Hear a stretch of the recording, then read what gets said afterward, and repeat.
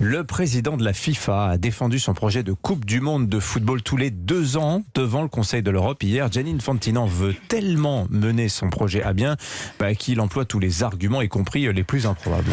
Gianni Infantino ose tout, c'est même à ça qu'on le reconnaît. Sa Coupe du Monde tous les 2 ans, il veut tellement nous la vendre qu'il est prêt à la présenter comme un remède miracle à tous les problèmes du monde.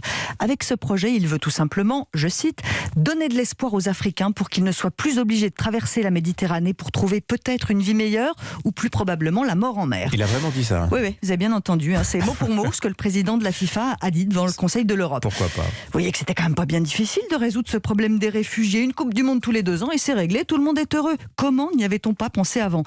Moi j'avais mal compris, je pensais bêtement qu'on parlait de football, c'est mon côté un peu bas du front. Mais en fait, on parle de la paix dans le monde, carrément. Gianni Infantino veut nous offrir du bonheur. Il dit qu'il s'agit de donner à tous des chances et de la dignité.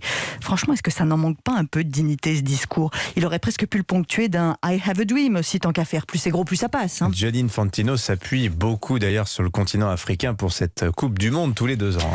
Tant qu'il ne nous parle que de football, pourquoi pas ? Tout peut se discuter. Je peux entendre quand il dit qu'en Europe, comme tous les meilleurs joueurs du monde évoluent sur notre continent, forcément on voit pas trop l'intérêt d'une Coupe du Monde bisannuelle parce que des grands matchs on en a 2 fois par semaine.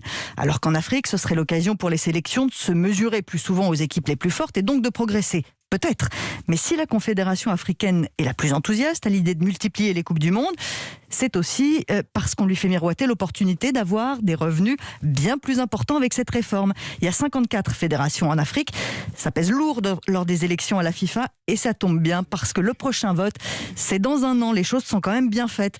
Alors que Gianni Infantino ne cherche pas à se faire passer pour le prochain prix Nobel de la paix, il ne leurre absolument personne. C'est un président de la FIFA qui fait campagne, sans crampons, mais avec des gros sabots.